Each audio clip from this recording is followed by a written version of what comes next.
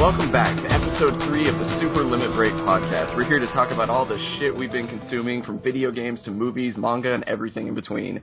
My name is Logan, and I'm joined by my co-host, Sean. How's it going, Sean? I'm doing great, man. Aside from the detox that I'm currently going through, today couldn't have been any better. So what exactly are you detoxing from? Because, I mean, with you, it could be a lot of...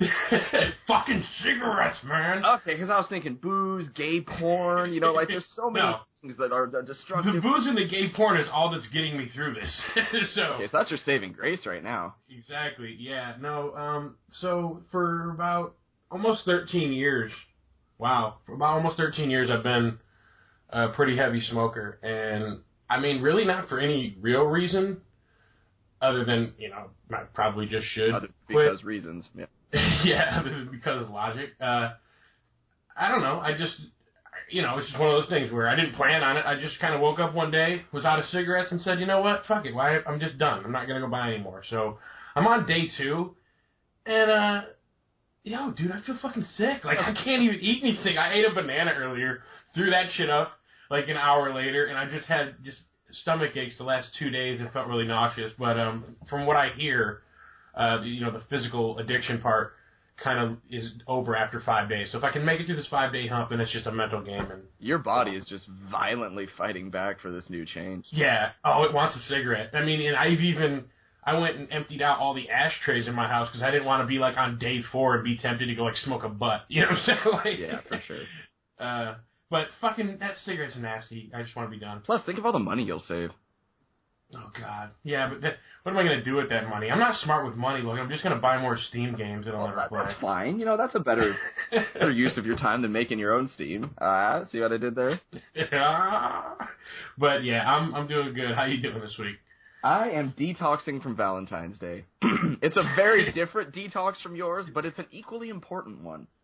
Fuck. Yeah, you're equally as nauseous. Seriously, fuck Valentine's Day. And everybody listening to this is going to think, oh, he's some cynical asshole. No, I mean, yeah, it's a holiday created by companies to make money, and everybody that goes out and is lovey on that day can fuck off and you make me sick. That's not the point of this, though.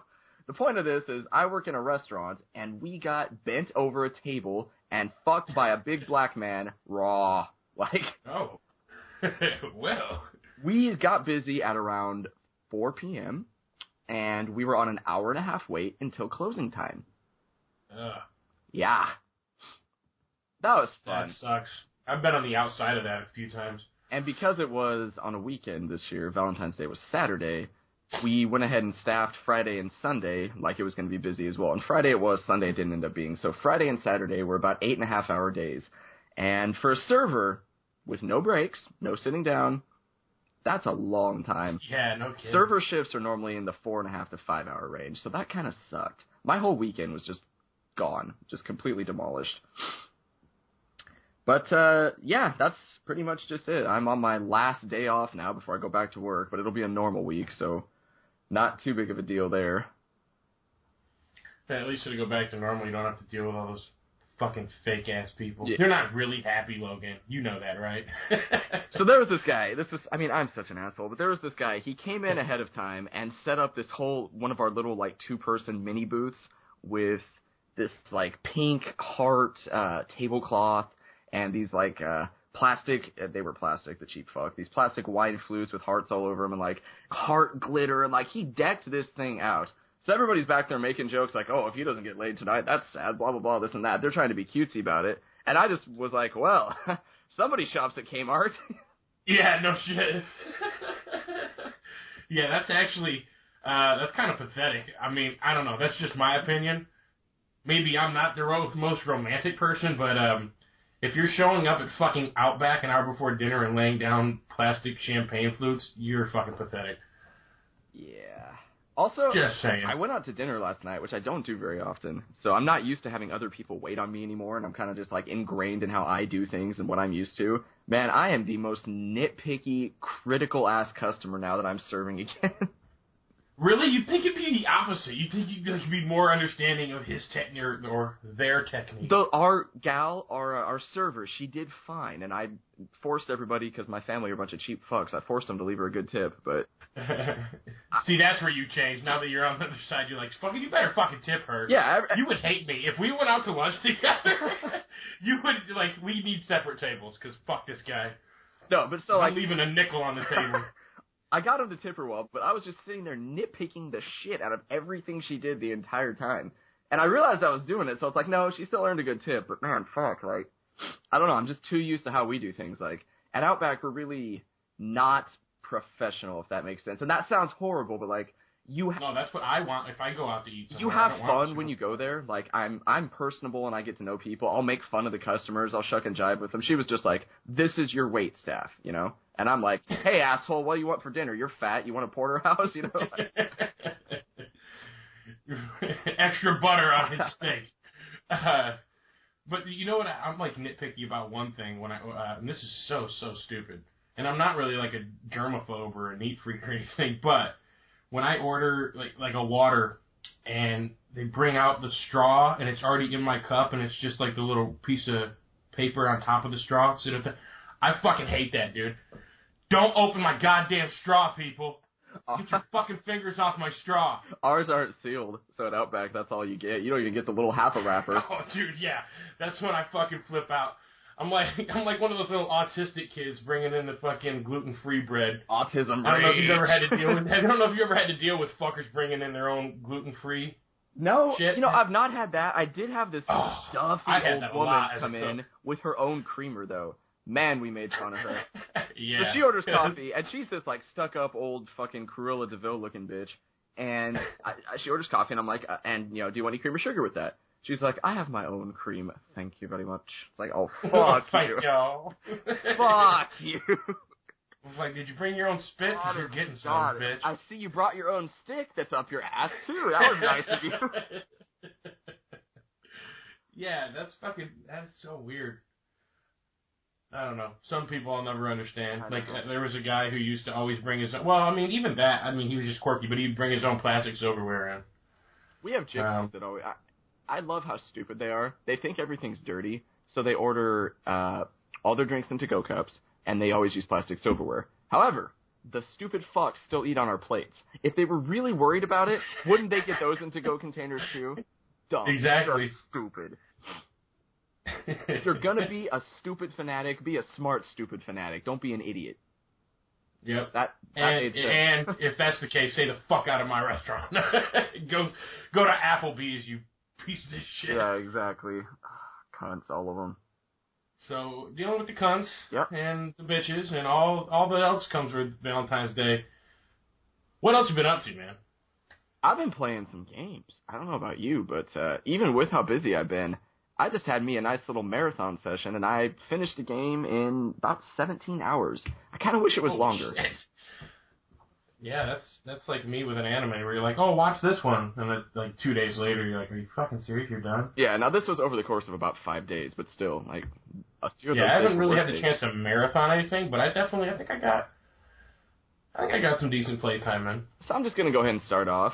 For those of you that listened to last week's episode, and if you're just tuning in now and you didn't, you should definitely go check it out. That was our first theme episode, and we were talking about Zelda. We went through all the Zelda games and discussed our memories with them, why we like them, why we dislike them, and how much shame we feel that we haven't played certain ones, Sean. So, with that in mind, I mentioned last week that I just started up A Link Between Worlds, and I finished it now. Last night, actually, at like 2:45 in the morning.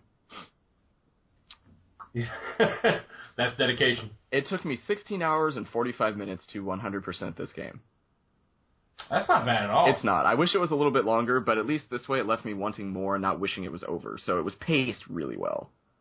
Right. My fucking God, I love this game. It's so good.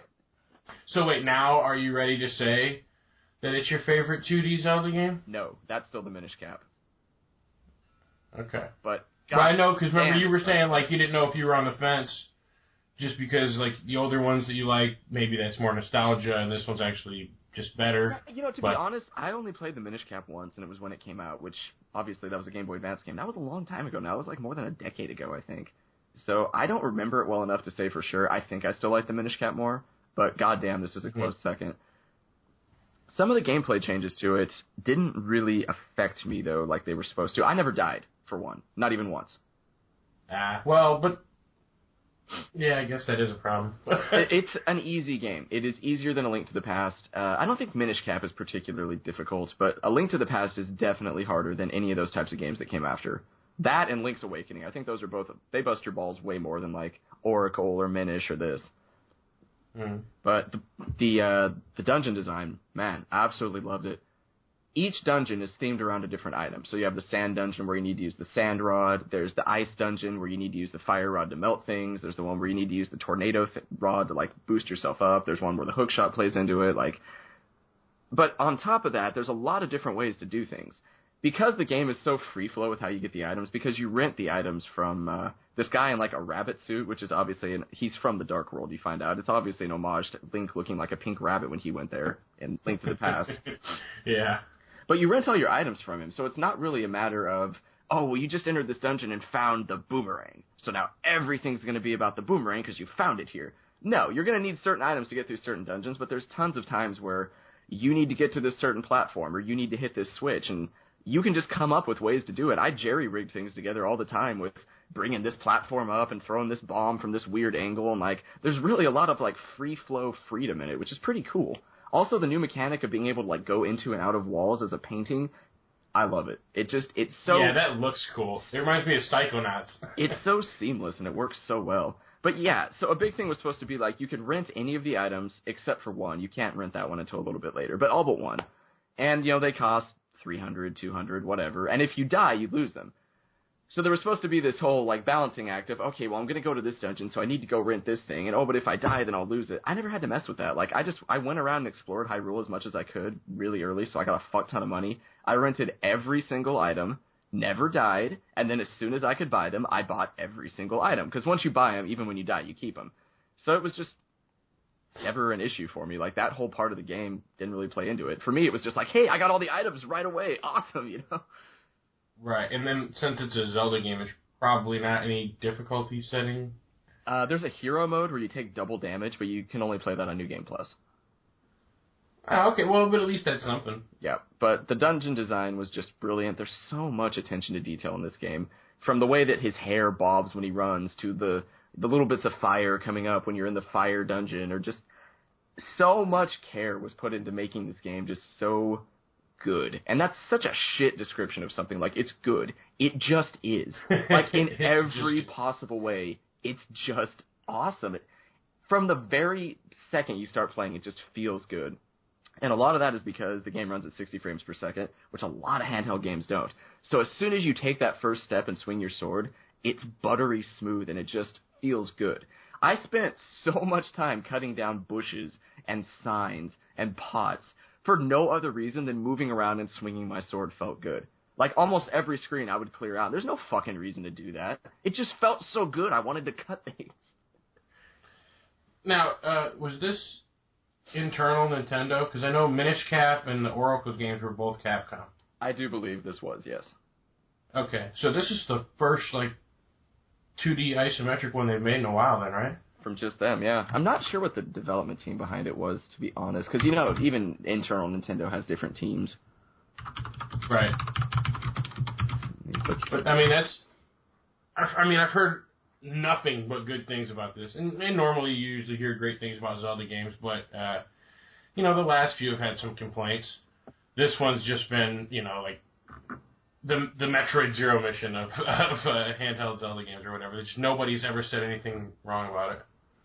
Yeah, it's absolutely fantastic. I just love this game. If you like Zelda games, especially the isometric ones, it's amazing. Like, I was laying in bed last night after I beat it, and I'm a really critical person, so even things I really like, I'm always more than happy to be like, well, I didn't like this aspect of it, or, you know, this could have been done better, etc. Just because I like something a lot doesn't mean it's perfect. Right. I can't think of any issues with this game except maybe the difficulty. And that's stretching it, because maybe I'm just good at it. I never Yeah, I was just going to say, maybe it's not easy for everybody, you know? Yeah, maybe I just happen to be good at it. That would be my only complaint, and that's a stretch. I don't have any complaints about this game.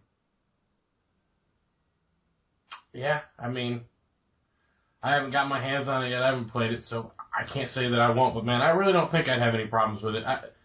It looks incredible. Once you get a 3DS, bump this up on your list right to the top. It's just amazing. In fact, after playing this, I'm really considering going back and replaying the Oracle games, or Link's Awakening. I should do Link's Awakening, actually, because I've actually not played that. Right. Fuck, that'd be fun. Well, you know what? Why don't you wait? Maybe that'll come out on, what is it, the fucking Wii U download. You can just play it there. I think I can get it on the 3DS. Play it on like a shitty Game Boy. I actually don't have that yet. I still need to rebuy both versions of that. Oh, that's right. But I think it's on the 3DS eShop. I might just go buy that right now. There you go. I was gonna start. Yeah, I'm sure it's like $6 or something like that. It'll be. I mean, I still think that's a reasonable price for a game like that. Although, Steam is kind of spoiling me, thinking like $6. Fuck, this ain't worth $6. Yeah. But what else you been playing? Any more? Anything that's not fucking Nintendo fanboyism? Well, actually, speaking of which, I do have one more. That is, I finally got my copy of Smash Brothers for Wii U back. What back? What the fuck is wrong with it? What happened? The night that I bought it, my buddy that I see a couple of times a week and drink with and whatnot, one of my best friends here, loves Super Smash Brothers, and we used to play Melee against each other when we were younger. But he's started his own business right now, has very little money, and is just not in any type of place to be buying things as a commodity. So he couldn't afford it when it came out, and I was going to buy it anyway, so it's like, all right, whatever. So I got it with my Gamers Club Unlocked discount, $48, 20% off, whatever. Brought it out to the shop where we were drinking. We played it that night, and I just said, you know what, I'm playing other things right now. I'm not in that big of a rush. How about you just take it home with you and you play it? It's like, fuck, all right, because he has a Wii U. Oh, that's okay. He's already got a Wii U then. Yeah, so I've been going over there and playing it with him here and there, but I've just been letting him hang on to it. And he got his own for Christmas, so I finally have mine back now. And nice. So I've started playing through it a little bit. Fuck, this game has so much content, it's not even funny. Like, there's so much to do. I'm not even going to try and complete it. Like, I don't have... Oh, really? I was just going to say we're going to have to clock how long it takes you to 100%. I don't have a spare 250 hours, and honestly... Ow. I have played so much Smash Brothers over the years that while I think this could be the best one yet, and I really enjoy playing it, there's not that need to play it that much, because ultimately, at the end of the day, little minutia aside, it's still Smash Brothers. And because of that, I don't have the desire to put that much time into it. I've had that experience. I'll play it a little bit to unlock everything. I'll play it with him, and I'm sure I'll continue playing it for years to come. But I'm not going to be like, this is just a game I'm playing. I'm completing this. Because I've done that before, and I've put that time in. I don't feel the need to do it again. Yeah, honestly, I find it harder and harder to feel that need for anything anymore. It's like, because a lot of times you play a game, and even if it's like a new franchise, you feel like you've done a lot of it before. And that's not like a knock on anything. Maybe that's just me getting older. Yeah. Like South Park, everything sounds like shit now. Right. I do like the game a lot, though. I think it might be the best one. I like a lot of the new characters, like Greninja, who is... Oh, yeah, he looks awesome. Yeah, he's like a mixture of a bunch of different characters. He has a warp move where he'll, like, fly to the other side of the screen. He can charge up a blast like Samus, but his, like, you can't retain it. So you charge it up as soon as you let go, he shoots it. He's got a down B counter just like Marth and Roy. Like, he's just this great combination. He's really flighty and fast. Really like using him quite a bit. And then, of course, the old standbys. Link and Samus are my mains, and I like Ganondorf and Captain Falcon, and I don't know, it's fun to play. I also like, I don't remember his name, but he's the new Fire Emblem, well, there's two new he's the new Fire Emblem guy. Maybe it's Ike? I'm not sure. I don't play Fire Emblem. But he's a really heavy, slow character, but he has these powerful fucking sword attacks. He's pretty fun to use, too. I don't know shit about Fire Emblem other than Marth and Roy. I'm not ashamed to admit those games are too hardcore for me. I like strategy RPGs, and I've played several of them, but I'm not brilliant at them. And a game like that with permadeath for your named characters with a story and things like that, just a little bit too hardcore for me. I'm sorry. I don't know how I feel about them because I've never played one. Although apparently the one on 3DS, you can tweak the difficulty settings of the most recent one on 3DS to turn things like that off. And for the longest time, people were saying that was the best game on the console, which kind of makes me want to get it. But at the same time, then I have to buy all the other ones, which I know I'll never play, right. and they're expensive. And I honestly think I would enjoy it. I've just never played it because I like the Tactics Ogre games. I don't know. I heard they were similar. I guess, but I've just never fucking played one, and I probably never will. You know what I mean? It's not like just not die. There's so many other things, and I'm not running out for Fire Emblem, you know? That itch has been scratched by a bunch of other things, and if that maybe would have been my first, then it would be a different story, right? Right. And, I mean, I've already got several other tactical RPGs that I can play, so it's not like I need those to, like you were saying, to scratch that itch. So with that in mind, I'm probably just going to give that a pass until I wake up one day and decide, well, time to buy all of them. Yeah, God damn it.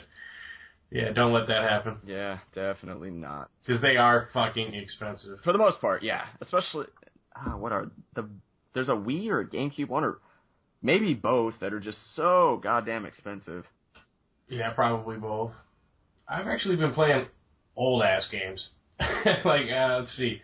I started off my adventures this week with The Magical Quest. I think that's the official title. I don't know if it's Disney's Magical Quest or Mickey's Magical Quest. Oh, you were telling me about this a little bit. I'd never even heard of it. Yeah, and I couldn't remember the name of it because I had played this game as a kid. And I just remembered, in my memory, there was a fucking badass Mickey game for the Super Nintendo. Because I knew there were some good ones for the Genesis, obviously, Land of Illusion, Castle of Illusion, World of Illusion, blah, blah, blah. Or, well, one of them's for Master System. But I just couldn't remember the name of this one, so I just went through a ton of fucking lists, looking up games and downloading ROMs and just checking. And I found it. And this game's fucking incredible. It is not only as good as I remember it being, it's definitely a better game than I remember. Or maybe even a better game than I was older or capable of understanding. It's fucking awesome, dude. I love this game. It's one of my favorite Super Nintendo platformers now. Damn. Yeah, that's a system with a ton of great platformers. But, man, this game's fucking badass. Okay, so you get 3 different hats. And the first one is like a genie hat. So now you can jump and your attack is to, throw magic dust or, like a shoot spell. It's a projectile, right? Because you start off and, you're Mickey, all you can do is jump, and you're on a quest to find Pluto. The story's dog shit. We're here for gameplay and mechanics. The genie one's just kind of cool because you need projectile range, so blah, blah, blah, you understand that. But the second one you get is a fireman suit, a firefighter suit, and you're entering in, the hell world, right off the bat, you know what I mean? It's the second level or whatever. Right. Maybe third, but they're kind of short. And so you're putting out fires, and you have to, put out fires on certain platforms as you're jumping on them. It just did a lot of really cool stuff. And then the third one, which I think is everybody's favorite, is it's so, I don't know how to describe it. It's a weird, a yodeler hat is your costume. I don't know, dude. But now you have a bionic arm. What? That, yes, dude, a bionic arm that you can reach out and grab platforms and pull yourself up and move and maneuver, and that's everybody's favorite. This one's so much fun, and then the game has 2 more levels, and you just the whole time you're playing it, you're having so much fun, and then when you finally realize I'm running a boss gauntlet. Oh, this is the last boss. Oh, I'm done. You're like, God damn it. I was really bummed out that it wasn't 3-4 hours longer. It's a ton of fun, man. That actually sounds pretty awesome. Gushed over it. Someone needs to play this game other than me. I might have to grab it. I mean, I've got my whole my SNES emulator working. By the way, that's a little plug. You should go check out my recent video on why emulators are awesome. Yes, I might have to download the ROM for that. We will be talking about emulators, so that's a good run through that first to understand why most of the shit I'm playing lately has been on emulators. Also because sometimes I'm lazy and I don't want to go through boxes and dig out consoles with attachments to play certain things. I don't know. Fuck you guys. But I played another old school platformer, Disney themed, this time for the Genesis, one that I'd never played, Quackshot.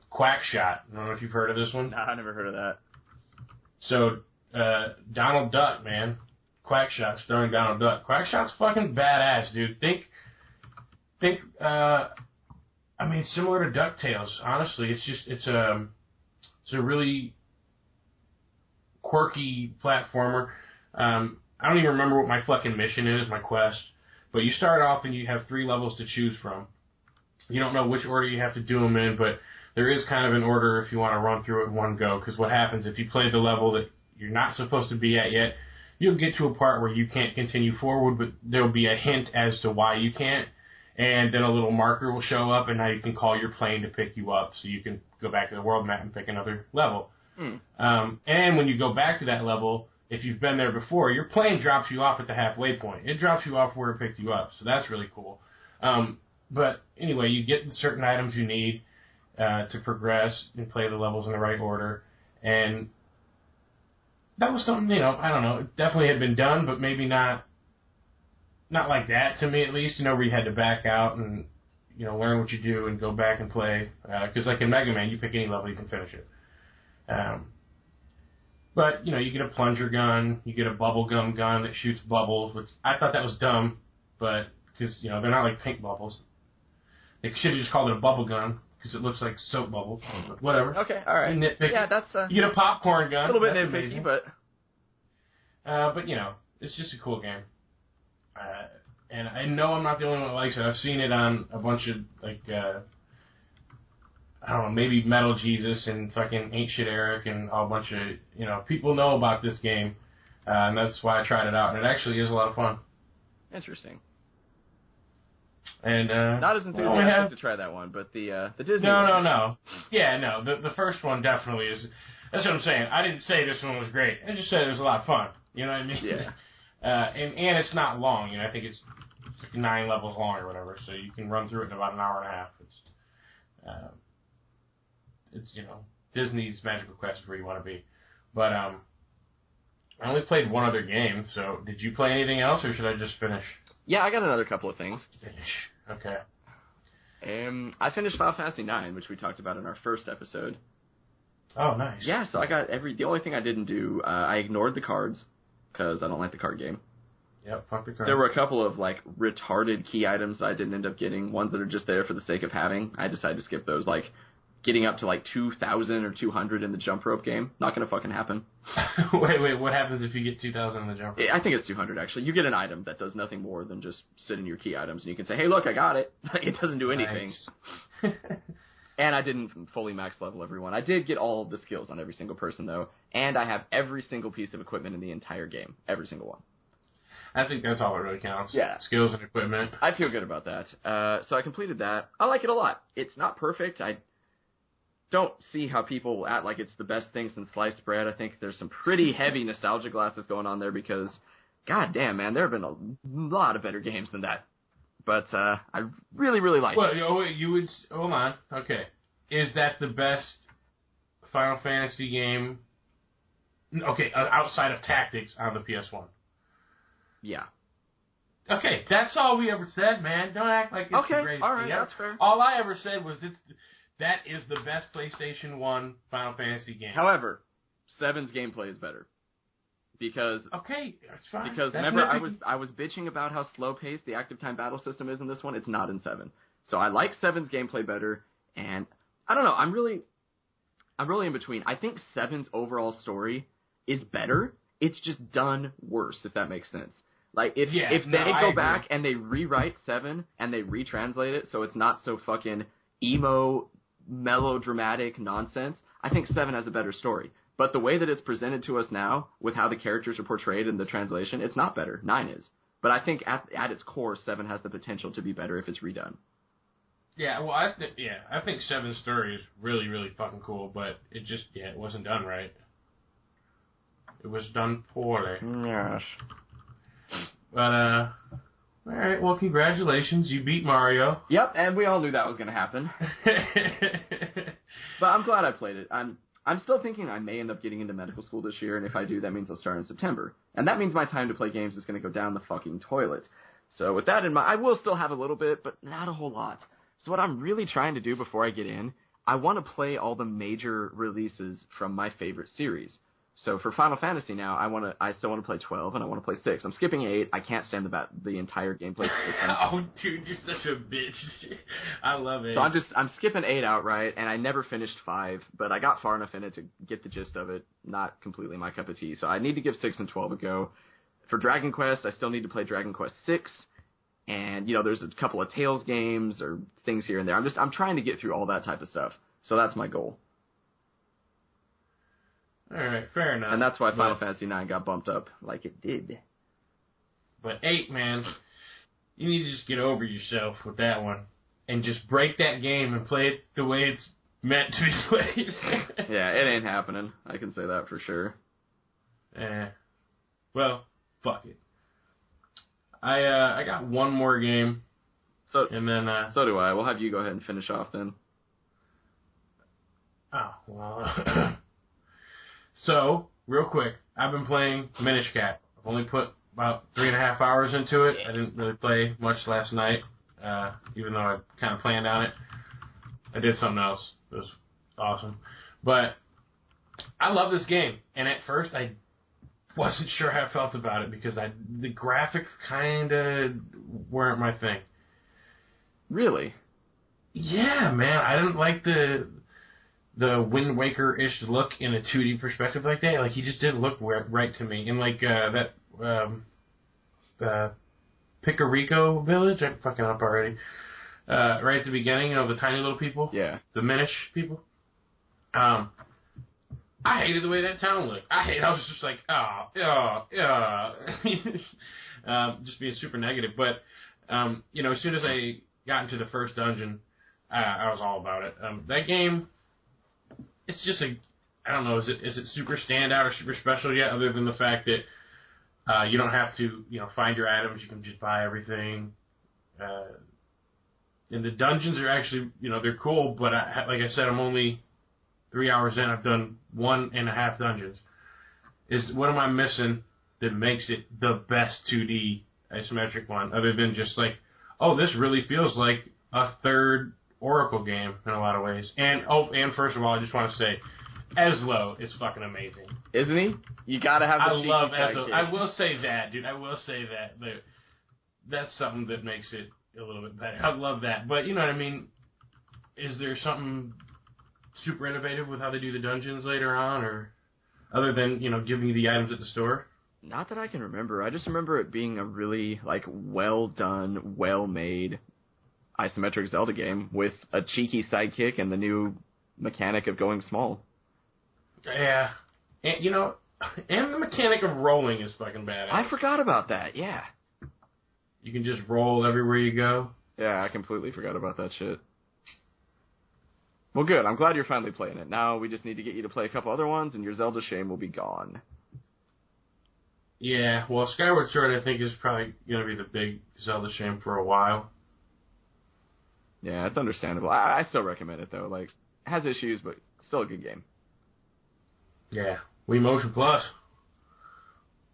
But that's all for me. I honestly plan to make sure and get some Insurgency or some... We need to play that. Some co-op stuff going on, yeah, in the next fortnight. But I just, you know, I didn't get any done this time, so I'm sorry. I'm lame. Yep, you are. Let's see. I got one more thing I've been playing. I'm still playing Freedom Wars. I kind of took a break because I was trying to finish Final Fantasy IX, and then I got completely sucked into Zelda. But now, like today, unless I start something else, that's all I'm playing today, and maybe for the next couple of days. I really like hunting games, though, and this one I'm finally starting to get in and do some more missions. It's paced really slow at the beginning. The story and the setting are really cool, but they spend a little bit too much time on that when I want to be playing the game. Neat. You're telling me the story, you're setting up the setting. I like that, and I've enjoyed what they've showed me so far, but I really wanted to do some more missions in between that, too. And the beginning is too front-loaded with story and talking and not enough missions. Now, how's the story work in those hunting? Like, can you play the story mode co-op with people? You can do... the whole way through? The story stuff takes place in the hub world where you can go and buy things and upgrade this and that and walk around and talk to people. That's single player. It's when you queue up for a mission that you can bring people in for co-op. And while I haven't done it yet, I believe this is like other ones where you can play the whole game co-op if you want to. Okay. Because that's the thing for me is, if I were to play a hunting game, the only way to play one of those games would be co-op. Co-op is definitely an important part of it, but of all the ones I've played, I've always played a good amount of them, at least leading up to the end, single player, and then when you get into the more difficult post-game type content, that's when I switch over to the multiplayer. Mm. But, I mean, I'm digging it. I like that you can use guns. Every hunting game I've ever played has been all about physical weapons, or maybe there's a bow. This one, like, yeah, I have a physical weapon, but my main weapon is a machine gun. That's really cool and something different for it. Yeah, that's badass. Yeah, so I'm trying to make sure that I focus on the guns because just the other games don't do that. But yeah, I'm liking it. I'm getting some more missions done, upgrading my shit, getting a little bit more used to it. It's fun. These types of games are always really addicting. So, I can't remember. Have you seen Sinister? Yeah, actually, it's one of the last fucking horror movies that I've seen. Okay, right. See, I couldn't remember if we talked about this. One of the only horror movies it's worth watching seriously, lately. like, in any given year, and I'm a horror buff. Like, I hate slasher movies, and so those don't even count. I mean, like, legitimate horror movies, like The Grudge, The Ring, this. Well, hold on. Do you count, like, the original Halloween? That's a slasher movie. Yeah, that's one of the quintessential slasher movies. Right, but I mean, that's a legit... That's before slasher movies were slasher movies. That was just a horror movie. I mean, right? It's a slasher movie before they had that title, but it's still a slasher movie, 110%. Yeah, but slashers suck dick, and Halloween is good. Is my point. Sure, yeah, it's not bad, that's for sure. And so the first Friday the 13th, or no, Nightmare on Elm Street, that's also not bad. But anyway, fuck slasher movies. I really like horror movies, but even I will admit it's about 90-1 for bad versus good. Mm-hmm. So when a good one comes out, you hold on to it for dear life. Sinister, I honestly think, and there's been some other good horror movies that have come out in and around it, good.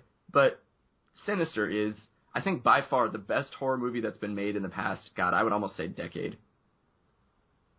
Yeah, I mean, I would agree that it's the only one I think it's worth watching in the last decade. And I would not agree with that. I think there's been plenty of other really good ones, but this one's far. But I mean, I haven't watched them. I've always heard, like, Conjuring, maybe, but that's it. Those are the only two. And Sinister was good, and The Conjuring looked like dog shit. Conjuring was good. Conjuring was more typical, though. It was taking something that's been done many, many, many times and just doing it really well. Sinister isn't, which, as you know, there's just nothing quite like it. The reason I love this movie so much, only a few things happen in the whole thing. There's very few events, if that makes sense. You know, normally in horror movies, you see the face, you see the guy, somebody gets chased, something gets thrown across the room. No, there's only like 2 or 3 events in the whole movie. But just the overwhelming feeling of dread. The atmosphere is oppressive. The music helps with this, the sound effects. You just sit there watching it. It feels like something is pushing down on your chest from the dread, and nothing is happening. They've shown you a couple of creepy movies, and there's really just unsettling things and sounds and noises, and that's it. And you're on the edge of your seat the whole time. I absolutely love this film. So I'd always like to introduce it to people that maybe don't watch horror movies very often, or certainly ones that haven't seen it. It's like my little gift to them. Yeah, and I can second that, especially as somebody who just really doesn't like horror movies. I mean, not as a rule, but man, I've seen a good handful of them, and they're always just so terrible. And I don't know if that's just because I get into movies more than most people, and I literally look at most horror movies as sub-movies. Except for, like Cabin in the Woods? Yeah, that's just one giant satire. That's brilliant. Yeah, exactly. That's a comedy to me. So I don't consider it a horror. But Sinister is a good horror movie. It's a psychological thriller. Or is it? I don't know. That's why it's good. I was watching it with a buddy of mine from work. He doesn't watch very many horror movies, so he was saying, okay, bring over a few really good ones and we'll watch one. Like, okay. So, of course, that was in there, and we ended up choosing that one. He was like, we had been talking throughout the movie. About 3/4 of the way through, he just stopped talking. He was just like sitting there like with his eyes wide open. His roommates were gone, and I was getting ready to leave. It was like 2 a.m, and he was like legitimately pacing around, like nervous and anxious, not wanting me to leave until I got back. Yeah, it is creepy as hell. And I haven't seen Ethan Hawke in anything in a while. He was really good in that. He was. And you know what? I love the gal that plays his wife. I've never seen her in anything else, but she's this, like, I don't know, I put her in her late 30s, early 40s, cute, blonde, middle-aged, got this nice little British accent. Like, that's just fine. See, I don't even remember her because, I mean, honestly, it's like 90% Ethan Hawke in a video projector, like, screen time, or just like him in the house thinking. Yeah. Fucking up. Julie Rylance. I don't know. I don't remember her, but it's fuck IMDb bullshit. It's a good movie. Watch it. Yeah, that's pretty much the moral of the story there. I also watched one other real people film. Have you seen John Wick? Yes. I gotta say, I'm not that big of an action movie guy. You know, your Jason Statham or Jet Li or anything. I like them okay, but I normally just sit there and nitpick the shit out of them and end up walking away thinking, like, I'm too smart to enjoy this movie. I don't know if I do that, but I nitpick the shit out of them. Yeah, I didn't have that with John Wick. I got hooked. I stayed hooked. I walked away fucking satisfied. Yeah. I love John Wick. God, it was very entertaining. It was, I mean, I don't know, you know, it was kind of dumb, but at least they gave the dumb part away in the previews where it's like, you know, oh, you killed my dog. Like, whatever, even, man. Yo, but even at it was that, still badass. It's a stupid premise. Like, they stole his car and killed his dog, and that's why he's doing this. It's like, really? But at the same time, you feel for him, and you kind of get it, because, like, that dog, as he explains, that was the lifeline, like, to his wife to help with his grieving, but the acting was spot on. The soundtrack, and when I praise a film soundtrack, I'm not saying, like, I really like the music in it. I would not listen to the soundtrack on its own. A film soundtrack succeeds for me when it fits the scenes well and enhances them. That's what this film's soundtrack did. Pretty much every scene that had music, the music made it better. But I thought the gun kata Yes, shit, there was so much of that. That and Equilibrium is the only two movies that's ever had it. And dude, I love Equilibrium, but I gotta say, John Wick might have done it better, man. It was fucking badass. Oh, it's just fantastic. Yeah, there is so much. The choreography of the fights is some of the best I've seen in a long time, especially in a quote unquote mainstream. In a movie that's made it to theaters, they usually don't have. You know, this is what you'd expect from, like, I don't know, a kung fu movie mixed with a James Bond movie, and, like, you know, the newer ones, the Daniel Craig ones with the combat shit. The combat was raw. It was well scripted. There was tons of throws and grappling and, like we were saying, it really is gun kata. Yeah, tons of people get shot, but tons of people get the shit beat out of them and shot close range. And then shot when they're fucked up, dude. It's so bad. And since he is this, like, legendary hitman, all of his shots, for the most part, are just incredible. Like, he takes out a whole room of guys, boom, headshot, shoots the guy in the knee, elbows, and boom, headshot. Like, he finishes everyone off with a headshot for the most part because everybody's wearing bulletproof vests, him included. He gets hit a couple of times, so he needs to. Yeah. And you know what it really feels like? It feels like it could have been a side story in Sin City. You know what I mean? It feels like, is this a graphic novel? Because I don't know anything about John Wick or where it came from, but, like... Another thing that gave it a comic book feel, to add to what you're saying, the bad guys in this are Russian. All of the subtitles are done in a very comic booky, like, certain words are larger and in color, and, like, they flash across the screen. That makes it feel like a graphic novel. They only do that with the subtitles for the Russian, but still, there's a lot of it. Yeah, it's just like the gritty feel of it, you know. I could see it being in the next... Did you see the last Sin City movie? No, I heard it was bad. It wasn't bad. It's just, you know, people don't want that shit anymore. It wasn't terrible. But, I don't know. John Wick... definitely impressed me. I wasn't expecting it to be as good as it was. Yeah. I'm going to be buying that when it goes on sale. I absolutely loved it. It's very rare that I get to say that about an action movie, so now that I've found one, I'm happy to sing its praises. Yeah. Yeah, it's funny. I don't really watch a ton of action movies either. Plus, his all-black suit is so fucking cool. I have to get a new suit for my medical school interviews. I might go all black. Well, hold on. Wait. If you get a suit, do you ever consider another color? Like, why would anybody get anything other than a black suit? Obviously, like, the pants and the blazer need to be black, but underneath was it was like a different shade of, like, charcoal black. Like, it was and his tie was black, too. Like, that was a black ensemble. And it's fucking badass. Because he's fucking badass. See, but you can't show up to a college like that. They'll fucking tackle you. Sure as I can. Not to mention the other thing I like about this. Not anymore, dude. It's 2015, man. Gotta knock that shit off. We as a society, no trench coats, no black suits, have changed so much in what we view as badass, as thug, you know what I'm trying to say? Like, all of that, the mobster aesthetic of actually wearing a suit, dressing nice, having your hair done properly, having some jewelry on, actually, that used to be a tough guy. Someone that was dressed nice and looked like they could kick your ass and then pay for your cremation on top of it. Nowadays, A badass is someone that's dressed in clothes that are 5 sizes too big, pants hanging off their ass, a do-rag, and speaking broken English. That's badass now. No, it's not. Who said that was badass? The fucking kids at high school think that shit. The kids on the internet or something. I just feel like that's carryover from the whole hip-hop thug culture that's so prevalent nowadays. People view that as a gangster. That's badass. No. John Wick puts on an amazing suit, slicks his hair back, and kills like 100 people. That's a badass. Yeah, I don't know. His body count might even be over 100. He don't give a fuck. Well, it definitely is in his legend, the legend that is him. Yeah. So, but no, it's a good movie. It really is. Have you watched any Real People movies you want to talk about? You know, I've watched a ton of Real People movies, I'm sure. And I can't really think of any off the top of my head because I don't write the shit down, to be honest with you. But, it's funny that you mentioned that. I know I did watch John Wick. I would have never brought it up just because I wouldn't have thought to. And I'm terrible about that. But I have watched one anime series that I do remember. Okay, go for it. I'm going to transition. And I can actually recommend. What do you got? Batum. I was really on the fence about buying this during the big sale. You ended up liking it?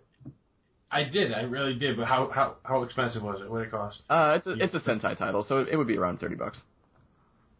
Yeah, see, I don't know. I don't know if I would pay $30 because it's not very long. I think it's 13 episodes, maybe? Yeah. It's a lot of the stuff that Sentai brings over. They go for the half seasons a lot of the time.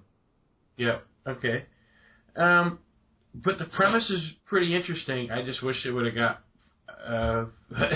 fleshed out more. I wish there would have been more explanations, more stuff.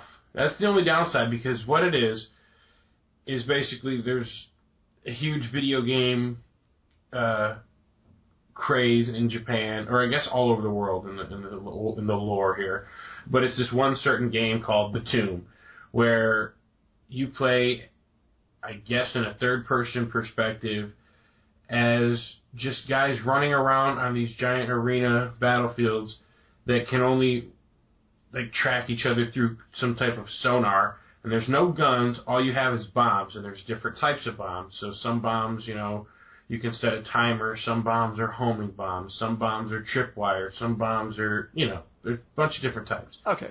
And that happens in the first episode, and then, boom, immediately, dude's waking up on a fucking beach. There's a briefcase in the sand. You know what I'm saying? He's like, well, what's this? He looks at it, and before he knows, there's a motherfucker that shows up throwing bombs at him. And he's, and it takes him, the next episode and a half for him to be like, oh my god, this is just like that game that I'm the second best player in the world at. So that was a little... He's like, why is there this sonar and this crystal on the sand? And it's just like... What an odd premise. If you're the best player in the world, or second best player in the world at some fucking game, and you wake up and it's exactly like that game, it's not going to take you forever to fucking figure that out. I don't know. So, but that was goofy, and it's actually kind of interesting. It's weird. It actually deals with, I don't know how weird this is for Japan, but it's weird for us. It deals with legit rape as part of the storyline. Damn. And not in a silly way. I mean, kind of a silly way, but in honestly, if you were a female rape victim, this probably would pinch a nerve. It would remind you exactly how you got raped. Because I was like, god damn. And, but it ends up good, I guess. The best outcome that could happen. Does it have a good ending as far as, not necessarily good, is it a happy ending, but does it actually end? Is there a proper ending? Yes and no. I mean, I can say kind of yes. I don't know if it's, to me it wasn't super satisfying or, I don't know. Is it wrapped up or does it feel like, well, fuck, they need to make the rest of it now? I mean, I felt wrapped up, but it felt like they knew they weren't going to make the rest, or, you know what I mean? It's the same thing with, that C show, where it's they'll wrap it up, but it doesn't feel like they should have. Like, it doesn't feel like that was the original plan, or if it was, I don't know. The pacing for these shows is all fucked up. If you're going to make 13-episode series, like, you got to do it on a smaller scale. Yeah, and so oftentimes they don't. Yeah, but it was still a good show. I mean, I liked it. I don't know if I want to pay $30 for a Blu-ray, but if it was $20, I'd pick it up. Well, I'll keep it in mind for next year's sale then, and I might grab it at that point. Gotta have something to buy next year after all. Or this year, I guess. Before you run out of shit. That'll happen. Yeah, I just bought a bunch more from... I just spent another, like, $300 on anime. Oh, God. I thought you were down to once a year. Well, things are coming out on sale. See, I've got Right Stuff's 10% off now, and then they put Funimation titles on sale, and when they do studio sales like that, your 10% off membership stacks. So I actually got some pretty damn good prices on things, and got some pre-orders in there, and when things first go up for pre-order, they're on discount, and your membership stacks with that too. So between the two of those situations, I got some really nice deals. Okay, that's pretty good. And Sea Control is one of the things I got after you gushing about it, because I'd already thought that looked cool, but... Yeah, it is, man, it's super unique. I mean, obviously I haven't watched as much as you as far as anime, but I have never seen anything quite like that. It was pretty cool. Yeah, so I'm looking forward to giving that a watch, and plus that's short, so that'll be easy to blow through. Yeah, and Batum kind of reminded me of like a version of Gamer, or like a weird twisted version of The Greatest Game, or what's that? I don't know. What's that story, dude? Not an anime. Man's Greatest Game, or whatever the fuck it is. Motherfuckers hunting people. Anyway. Honestly, I don't know what you're talking about, yeah. Really, it's classic literature. I thought you, the smart guy, would know, and I could just be like, dur-dur-dur.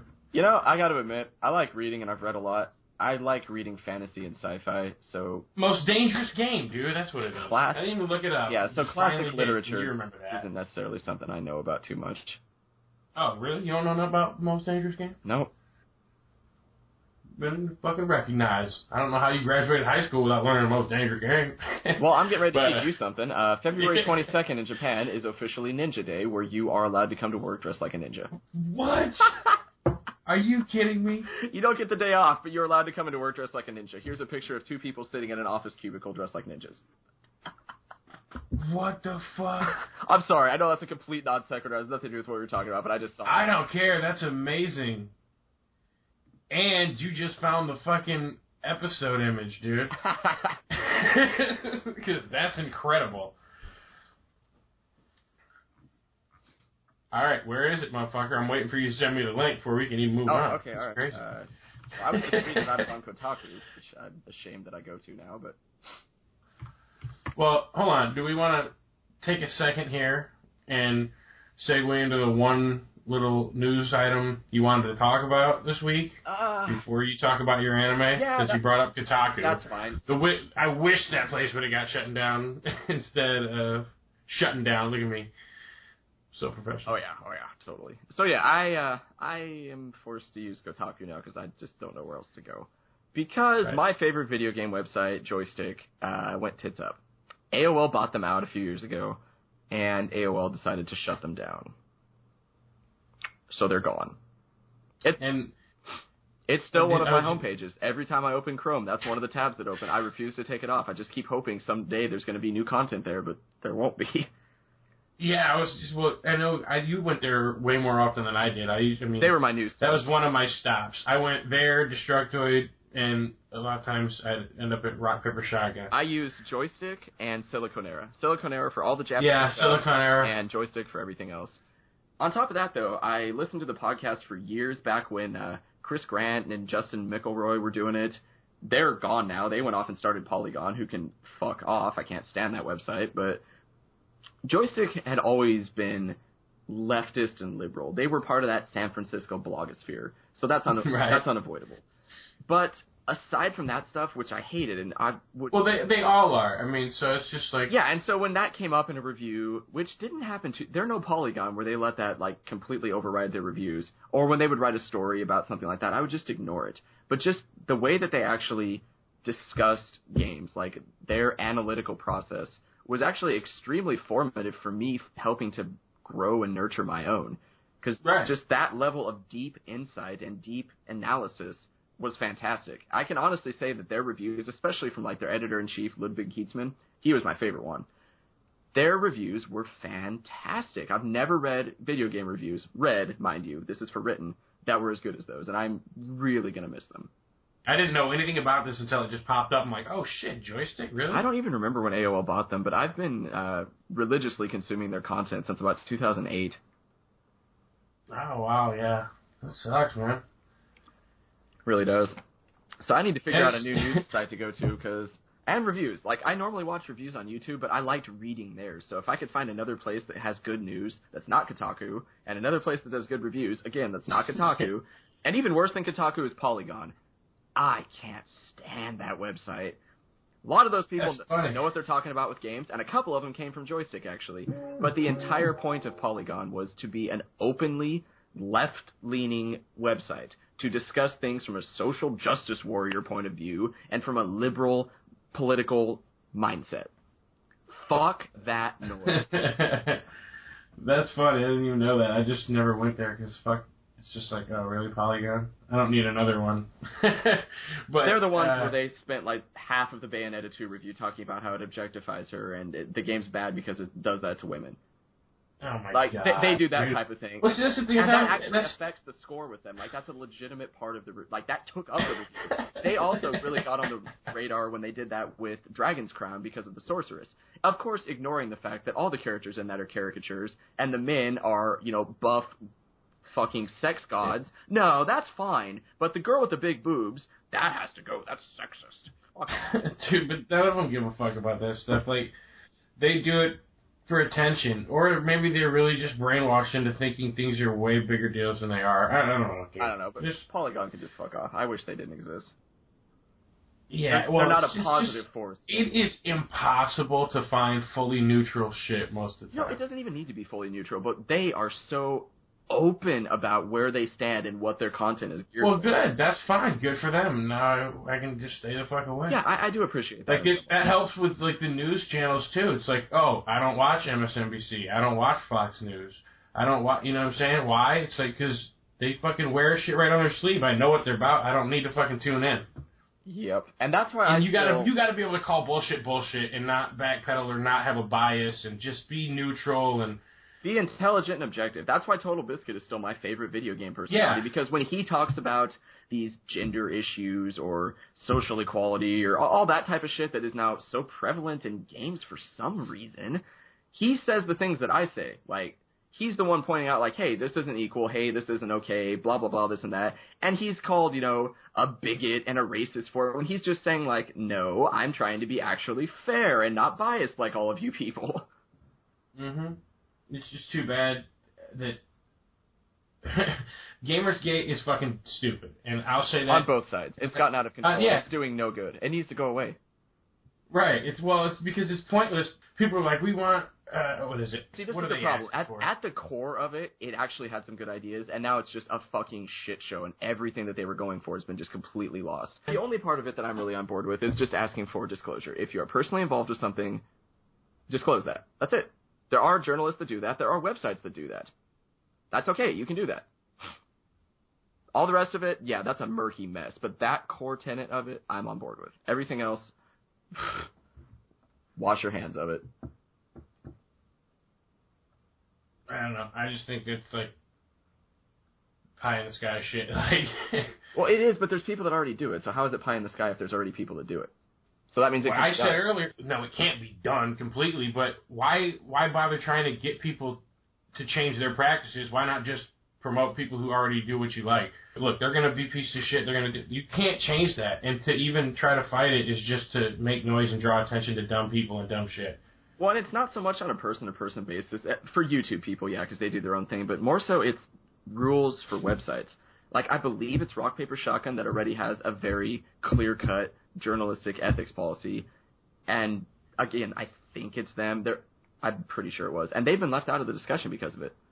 It's just wanting the websites to revise what their ethics policy is and actually have the writers that work for them follow it. That's it. Like, all the rest of it, I know, it's turned into a giant shit show, but that particular thing, that's something that can be done. It's a clearly defined goal, and it's easy to do as long as the websites get on board and actually enforce it with their employees. Done. Like, it's not that hard. Yeah, I just don't think it'll happen. I think we'd have to make new websites that already enforce that kind of shit. But also, I just want to say before, it sounds like I'm coming down on one side of it, where I can't stand all the social justice warrior cunts at all, and any of that shit either. I just want to make sure that's known before anybody who defends that thinks I agree with them. No, you're a fucking moron. So yeah, they make everything worse, just everything. Yeah. You make the world a worse place to be in by making everybody stupid. They do. They literally do make the world a worse place.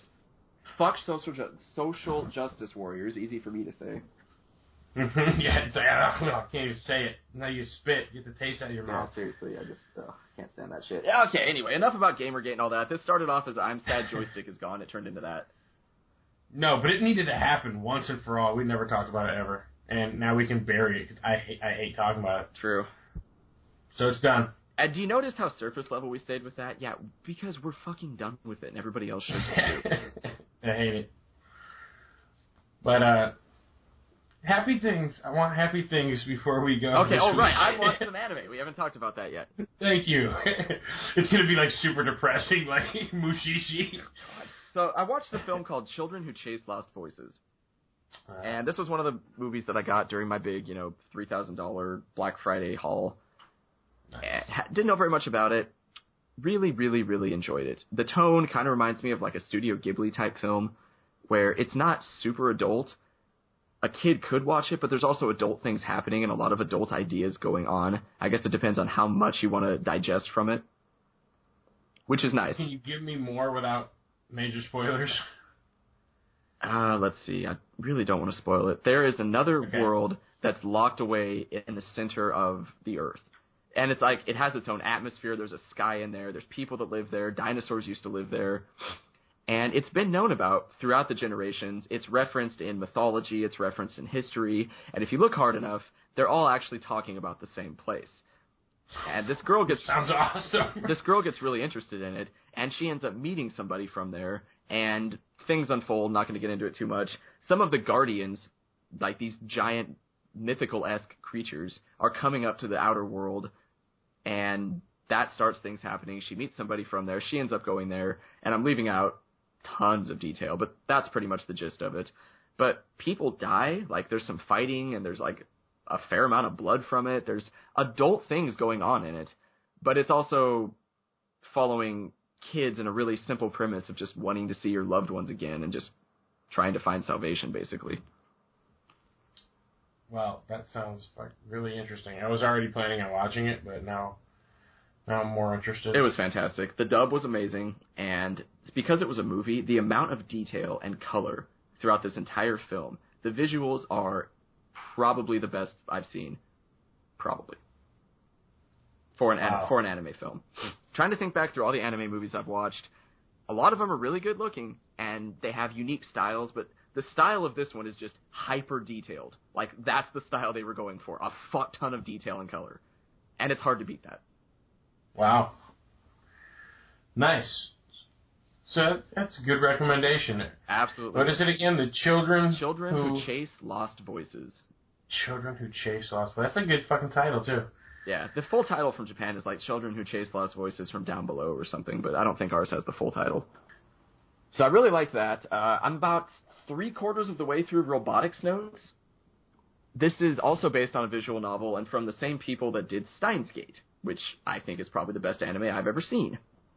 Agreed. But interestingly enough, the anime adaptation is done by a different studio. Really? So the source material comes from the same people. The anime does not. Wait, is that the same for Steins Gate? Well, I'm saying the studio that did Steins Gate is not the studio that did Robotics Notes. Oh, okay. I thought you were talking about, like, the studio didn't do it themselves, but okay. Good. Yeah, no, the game people are involved in it, but an actual, like, anime production studio makes these, so... Mm-hmm. But I'm liking it. Don't get me wrong. The characters are fun and quirky. The whole show is kind of cheery and upbeat. It's got a pretty good dub. It's fun, but man, there's not a whole lot going on. Like, there's really not. Yeah, that's about how far I am. I've watched about 6 or 7 episodes of the show, Nothing going on so far. I mean, the characters aren't bad. They're not super interesting yet. It's just kind of a lighthearted, decent show. And, it's just decent right now. The last one I watched with my buddy was episode 16. Something big happened in episode 16. And all of the overarching story that they've been giving you little hints to, I feel like it's going to kick into overdrive on the next episode because of what just happened. But this show, even though it is a full season, it's on the shorter side of it at only 22 episodes. So I've watched 16, and there's only 22. So the pacing for this show is just off. Yeah, that seems to be a pretty common problem with these anime. Yeah, I like it. These one-season shows. I've enjoyed what I've seen so far, but even if the rest of it from here on out is super interesting and good, it's not going to get a glowing recommendation because the first 15 episodes are fun and, not bad, but not special or great either. I'm glad I waited a little bit and heard from you that at least there is a payoff somewhere. Because, that's why I've been putting it off. That's why I watched 6 episodes a week ago, and I haven't watched a single one since. Yeah, so I definitely keep going on it, but yeah, so that's where I'm at with that. And I've watched one more series that I'm half done with, and it's by Studio Bones, so I was really excited for it because they've done some really high-profile things like Full Metal Alchemist. That's one of their biggest hits. I believe they did Darker Than Black. Look them up on Wikipedia. They've done a lot of really, really high-profile shows. I have a lot of respect for them, and when I see something is done by Bones, I'll give it a look even if I wasn't interested in it before. And this is called Ungo. Nice. And I believe you've watched this, right, Sean? I have watched this. Yeah. And that's why when you said it, I was like, oh, yeah, I remember that. And you're like, what, really? and the first thing I said was, the music is fucking awesome. And it so is. The opening is awesome, and the music in the episodes, a lot of it is reused, but the songs that they do reuse are great. There's this one where it's this, clapping of hands, and it starts out really slow, and then it gets going, really fast and spastic, and it goes into this, polka salsa type music. It's fucking awesome. They do that when it's really heating up and they're getting ready to solve the case. Yeah, and that's the thing is it kind of follows it's procedural, like a structure. It doesn't mix it up all that often. There is an overarching. It's a Monster of the Week type thing, except it's not a Monster of the Week. It's case. It reminded me of Golgo 13 sometime. I've not seen that. What? Okay. So it's a detective show, and I like detective shows. For instance, Case Closed, or Detective Conan, if you want the real title. What little bit of it we've got in the U.S., I really, really enjoyed. And I've enjoyed Ungo, too, because I like seeing the whole mystery detective try and figure out who done it, why'd they do it. Yeah. But they blow through the cases so quickly. Yes. This series is 11 episodes long with one OVA, so 12 total.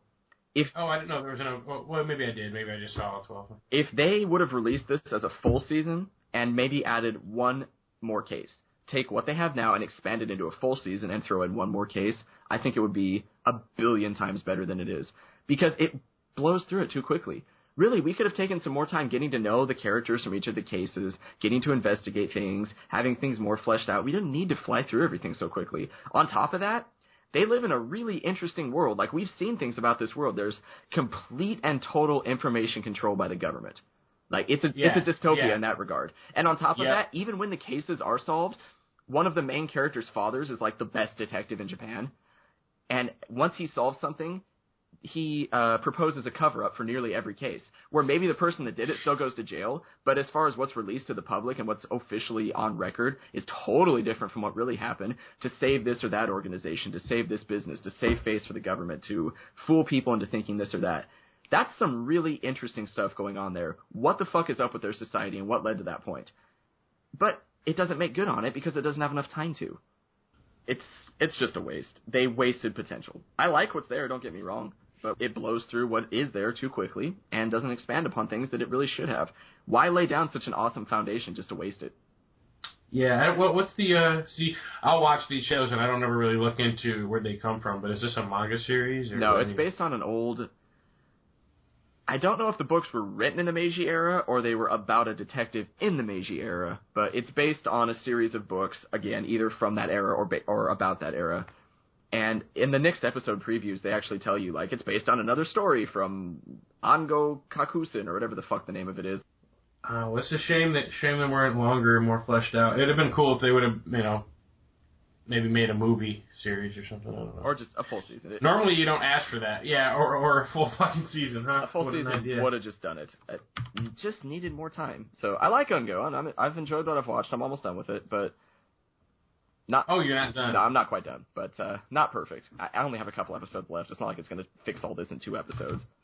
Yeah, well, it's not perfect, but it's definitely unique. It's definitely worth your time because it's it's not that long. Yeah, it is totally worth your time. And if this whets your appetite, we have 5 seasons of Case Closed, dubbed and localized, and a fuck ton of the manga. So if you want more, go to that. I highly recommend it. Yeah, Case Closed. I have some of the Case Closed. What's the other one? Lupin the Third. You ever watch that? Yeah, I didn't like that very much. No, I love that movie though. Not seen the movie. I just watched it when it used to come on Adult Swim. Ah, okay. Yeah, it was. You don't really dig on the old school 70s, 80s animation too much, do you? I don't. I mean, there's certain things here and there like Gundam or Cat Labor, some classic mecha stuff. But for the most part, I just don't like it very much. Yeah, fair enough. It tain't for everyone. But let's see. Now that you mentioned the children who stare at lost ghosts and shit, you said something about Another World, and it reminded me, hey, I watched Coraline for the first time. I haven't seen that. It's actually really good. I was surprised. It's creepy as shit. I mean, I can honestly say, when she goes through to so basically she finds like a tiny door behind the wallpaper, rips it open, ends up getting through. And it's a mirror world of her world. Yeah, I've watched it. Except for the people have little buttons as eyes, and everybody's creepy as shit. It's like the Termina to her Hyrule, basically. There you go. Yes. It's actually something I've been wanting to watch. Everything I've seen about it just is dripping in Nightmare Before Christmas atmosphere and feel. And that's one of my favorite movies of all time. So. Yeah, but see, I'm super nostalgic about that one, so that's different. I'll watch that. I don't know if I would have made it through Coraline in one sitting by myself. Yeah, well, I'm definitely going to. That doesn't mean it's a bad thing. It's just like it's not Halloween. I can't just be like, let me watch this kind of a movie. I have to be in the mood for that kind of shit. Right. I'll definitely be giving that a go at some time. Thank you for reminding me about that. Keep that on my to watch out for list. I haven't watched any more anime, any more nothing because I'm fucking lame. I've been actually surprisingly busy, which is good for me. So. Yeah, you lazy fuck. I've been farming a shitload of Steam cards though. Trading cards. Shit. Well, I mean, why not, dude? They're just sitting there. That wallet adds up quick. I'm at like $16, $17 and shit. I didn't do anything for it. Other than buy games in bundles and, sell off the cards. I don't know who the fuck's paying all this money for cards. But thank you. Well, there you go then. Yeah, so I mean, it's pretty uneventful. I wish I would have paid attention and maybe had a news story to talk about, but I haven't been. There's not been anything that really caught my attention. I was excited to see that Capcom was really happy with their Resident Evil HD sales. Yeah, that's good. Thank God. Maybe they'll give us some more of that because we actually like that. See what happens when you give people what they want, Capcom? It's fucking nuts. It's like they buy it and you make money. Yeah. It's almost like that's how business works. Almost. Yeah. It's crazy. They're so close to acting like a real business. Let's see. But see, the problem is they're like, oh, they like that. And then now they're going to fuck it up. That's how it works. They're going to try to do too much, or I don't know. I would take a Resident Evil 0 remake as well, just like Resident Evil. I would love to see 2 and 3 get the full remake treatment that they never got. Do you think they'll do that? I would love to see that happen. No. Was that the plan? I thought that was the plan originally. It was the plan. Resident Evil 1 remake sold poorly on GameCube, so instead of remaking 2 and 3 on GameCube, they merely ported them. They just ported it, yeah. And that is one of the saddest stories. And what could have been, right? Yeah, but more transparency could have saved that. I believe that if Capcom would have just came out right away and been like, hey, look, this is the plan, and if you people buy this, if this sells well, this is what we want to do, I think it would have worked. The same thing happened with Mega Man Maverick Hunter X. That was a remake of the Mega Man X games, and they didn't say how many they were going to do, but they at least were going to go through X1, 2, and 3, because those are the Super Nintendo ones. And that was on PSP only, which was probably part of the issue, but they redid it. They added, I think it had voice acting, but they brand new engine for it. Everything looked great. There was a mode where you could play through the whole game as Vile. Like, it's an amazing remake. I love the shit out of it. And they only ever did the first one because it didn't sell well enough. Yeah, damn it. Just a shit. But, I mean, you know what? That's our... Well, who's to say what exactly it sold and how much, you know, the budget was, what the profit was. So if it's a matter of, like, hey, you know, we made a little bit of profit, but we didn't make enough, so no. Then it's kind of like fuck Capcom. But if they didn't at least break even and make good money on that, we're just pieces of shit. Because stuff like that really needs to work. Like, if you want to see this stuff, we have to buy this stuff. And I know I'm guilty of it, but especially nowadays, I don't ever buy anything new most of the time. Because there's not anything that I notice that I'm like, oh yeah, I really want to support that. But if you do see something like that, it's kind of up to us to support it. Yeah, I did. I bought Resident Evil, and I want to see Resident Evil 0. And if I had a better PC, I'd probably get it on Steam. Because I actually used to be a huge Resident Evil fan, but ever since, and people hate this, but even ever since 4, I haven't really been a big fan. The last one I really loved was Code Veronica. Like, 4 was cool, but I just didn't think it was all that great. I like Code Veronica X more. And then 5, I thought was a steam pile of shit. And then I saw everybody hate 6, and I watched like some videos, and I just never wanted to play it. So, but Revelations and now this, I'm excited about Resident Evil again and the possibility of what could become. Yeah, and you know what? There's nothing wrong with that. Sometimes I get really excited. Well, I think that pretty much does it for the episode. Do you have anything that you're planning on watching or playing for next time? I should probably play something on Xbox because my gold runs out in like a week, and I don't care to renew it. Like, I haven't had gold or PlayStation Plus in so long. I thought about maybe get on there and play some Mortal Kombat or something again before I lose my gold, but who gives a fuck? You know, I can play anything I want offline without gold. As far as, anymore. So I used to be really big into multiplayer. I don't know what happened. I used to as well. It just eventually, for me at least, I started viewing it as a waste of time where I wanted to have an experience, not that. Like, that's why I like RPGs so much, or even single-player games. Even Vanquish or Binary Domain. It doesn't matter what it is. When I can sit down and have an experience that was crafted for me, complete it, digest it, move on to the next one, or I could just shoot people and have kids yell at me and call me a nigger faggot on Call of Duty. Exactly. Gee, what do I want to be doing to feel that I'm enriching myself for my entertainment? Even when I mute Call of Duty, I'm hard-pressed to have fun playing that game anymore. Although I will say the new one's fucking awesome. Like, that's the first COD game I've legitimately been enthusiastic about in such a long time. See, but that's probably good because I feel like if you just take a long enough break, you could come back and have fun with a COD game. And I've been taking a break. Maybe I'll come back and have fun one day. It's not even the break. I've played all of them. I haven't played Ghost or Black Ops 2's campaigns, but I've played the campaigns leading up to that, and I've played the multiplayer for all of them to some degree. So it's not like I've just been away from it. Just Advanced Warfare changed enough to finally be interesting again. Now, if they make Advanced Warfare 2 next year, that's not going to do it. But this is... okay, man, I don't know.